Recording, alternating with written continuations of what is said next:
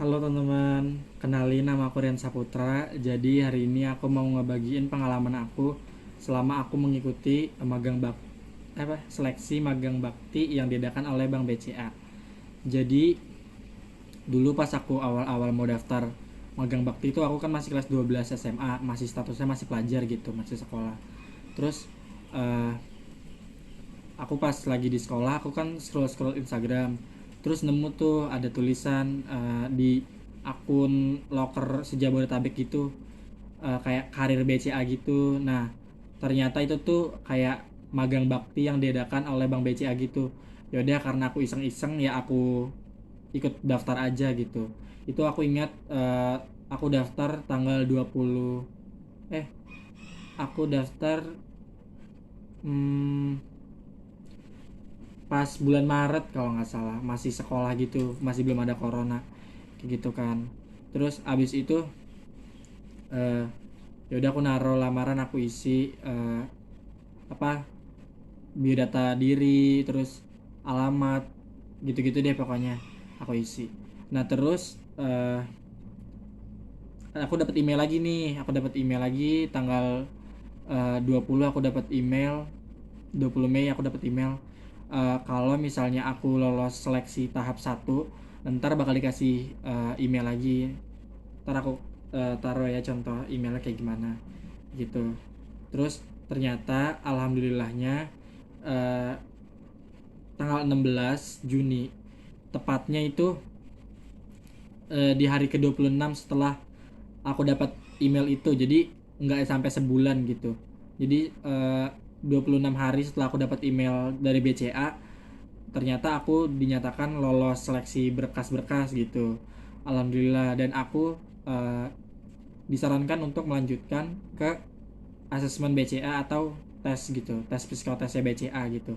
Nah di tes psikotesnya BCA ini ada 4 yang diujikan gitu. Jadi aku dapat kisi-kisinya dari Bank BCA.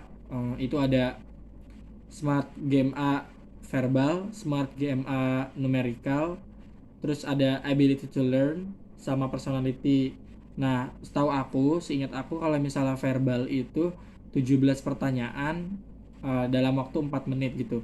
Jadi uh, di tes verbal ini menurut aku ya, kalau untuk seumuran aku masih wajar sih, kita masih bisa gitu, karena aku sejujurnya semua soal keisi gitu, nggak ada yang kosong gitu. Menurut aku kalian bisa sih, tinggal cari-cari referensi soal-soal aja gitu.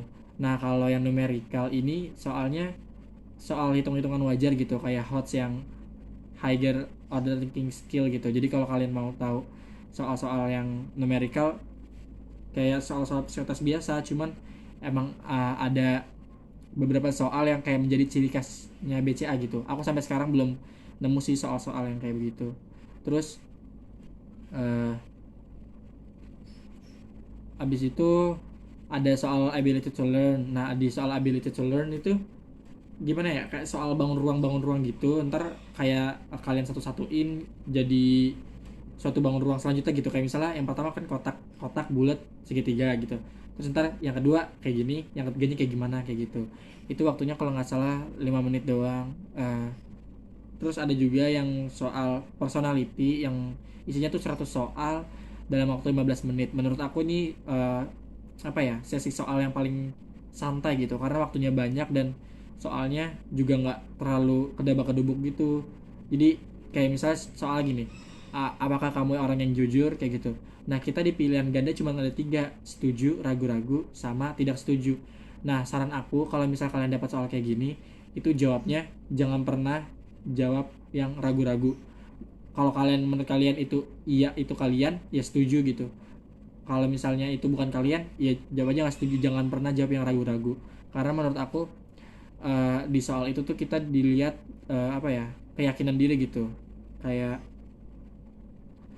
ya kayak keyakinan diri kalian tuh bener-bener dilihat di personality gitu soalnya.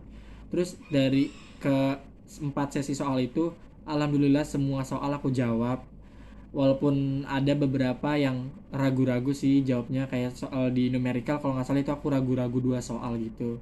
Terus kalau misalnya di ability to learn, waduh aku kayaknya ada 5 soal sampai 7 soal ragu-ragu gitu ya. Terus ya udah aku serahkan aja semua sama Allah gitu. Oh iya, kan aku dapat email itu, kalau nggak dapat email buat tesnya itu tanggal 18, maaf ya aku koreksi. Aku dapat email tanggal 18 Juni, aku dapat email. Dan tes untuk asesmennya ini, tes yang keempat ini, eh, aku dapat jadwalnya tanggal 20 sampai tanggal 21 gitu. Jadi tanggal 18 dapat email buat persiapan, dan tanggal 20-nya tes gitu. Jadi kita dikasih waktu 2 hari untuk persiapan tes assessment gitu. Jadi kalau sebisa mungkin selama 2 hari itu kalian cari-cari soal, terus cari-cari info mengenai soal-soal smart GMA gitu.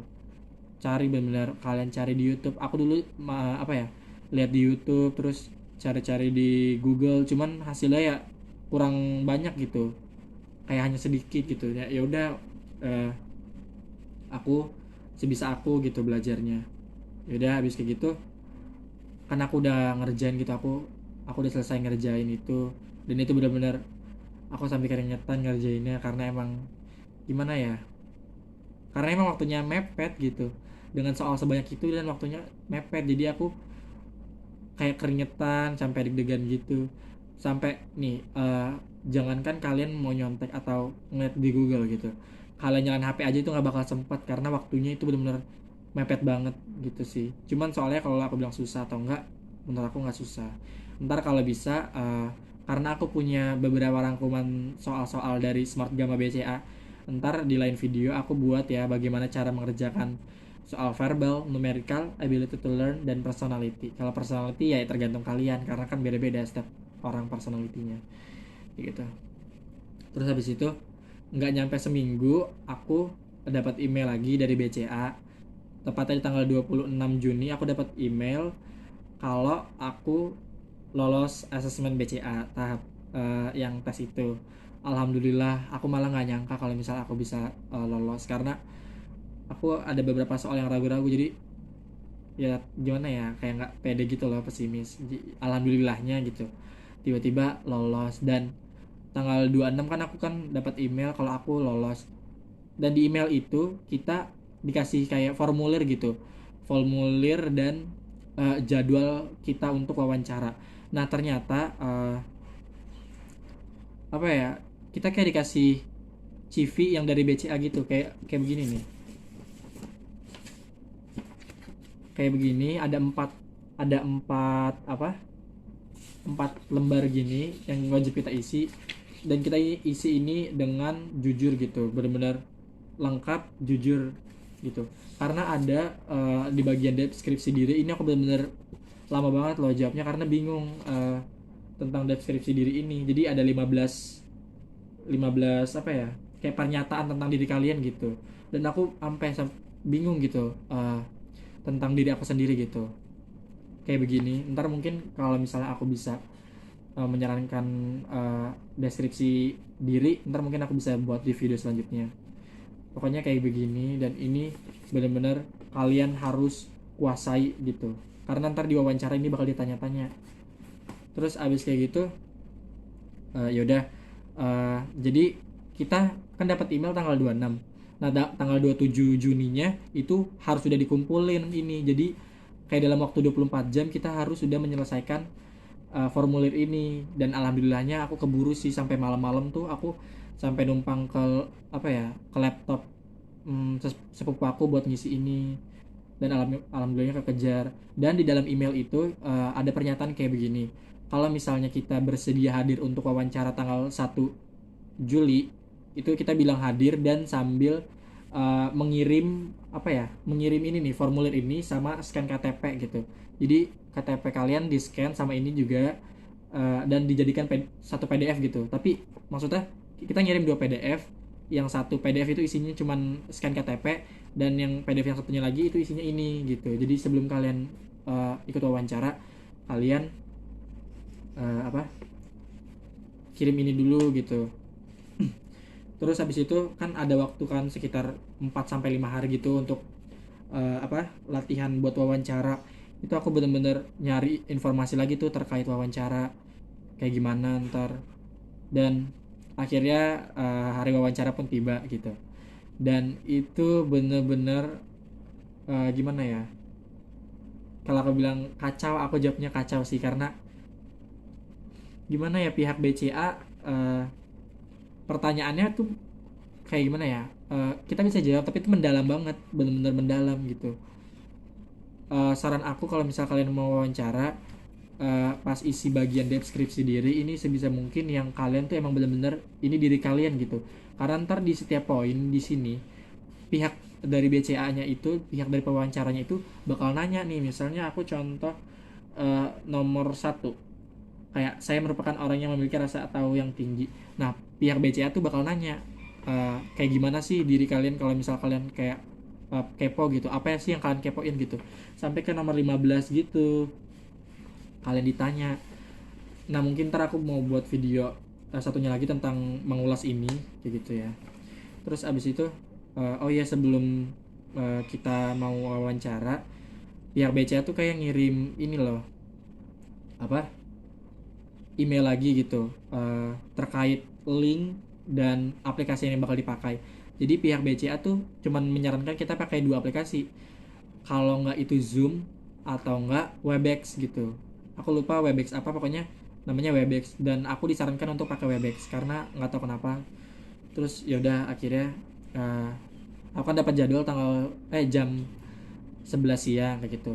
Ternyata karena ada masalah apa gitu, apa jaringan atau kenapa, ternyata pihak pewawancaranya itu namanya Pak Satria bilang katanya kalau apa, wawancaranya diganti ke Line gitu, aplikasi Line. Yaudah aku kan belum punya Line, yaudah aku download aja gitu. Terus aku juga diminta ID Line-nya buat ntar sebagai apa ya, pokoknya ntar buat wawancara itu deh. Udah akhirnya pas aku tunggu kok jam 11 juga belum ada. Terus aku email pihak BCA-nya, dan aku paling suka dari BCA tuh apa ya, cepat banget gitu responnya. Aku kayak misalnya ngirim email ke BCA jam 11.20, aku kan tanya, Kak, mohon maaf saya Rian mau wawancara, kok saya belum mendapat link atau pesan apa-apa ya dari Pak Satria kayak gitu. Dan kayak jam apa ya, 11.25, 11.30 email aku udah dibalas gitu, cepet banget. Terus ternyata kata Pak Satria dia ngirim lewat Line gitu. Terus ya udah aku download Line kan. Ya udah akhirnya wawancara lumayan lama sih, sekitar pokoknya dari jam 12 siang kita habis zuhur sampai jam 1 lebih, pokoknya jam 1.13, pokoknya 13.10 lah, 13.15 kayak gitu. Dan itu benar-benar aku yang namanya keringetan banget, keringetan banget. Ntar kalau misalnya kita mau bahas tentang wawancara, bisa banget kita bahas wawancaranya. Nah, jadi segitu aja cerita aku. Kalau misalnya kalian, oh iya, aku lupa bilang, kalau misalnya setelah seminggu setelah aku wawancara, atau seminggu atau 2 minggu gitu setelah aku wawancara, aku dapat email dari pihak BCA lagi, katanya kalau aku belum lolos belum lolos ke tahap selanjutnya atau ke tahap medical check up begitu. uh, aku nggak tahu sih alasannya kenapa, mungkin karena yang waktu itu aku jawab kalau misalnya aku udah diterima di perguruan tinggi gitu, dan wawancaranya bilang kalau misalnya aku lebih baik terusin kuliahnya dulu baru apa, magang di sini kayak gitu. Dan pas aku dapat email itu, terus ya udah sih aku nggak ada perasaan sedih atau apa, karena kan emang juga aku juga dasarnya emang iseng-iseng gitu. Nah, terus pihak BCA bilang di email itu kalau misalnya aku boleh daftar lagi tapi setelah 2 tahun setelah aku daftar gitu. Kan aku kan daftar 2020. Nah, berarti aku ntar boleh daftar lagi tahun 2022 gitu. Berarti pas umur aku 21 tahun gitu. Nah, kalau misalnya kalian ada pertanyaan terkait magang bakti yang aku ikutin, boleh banget tanya di kolom komentar. Aku bakal jawabin semampu aku dan sepengetahuan aku. Terus oh iya, aku juga hampir lupa.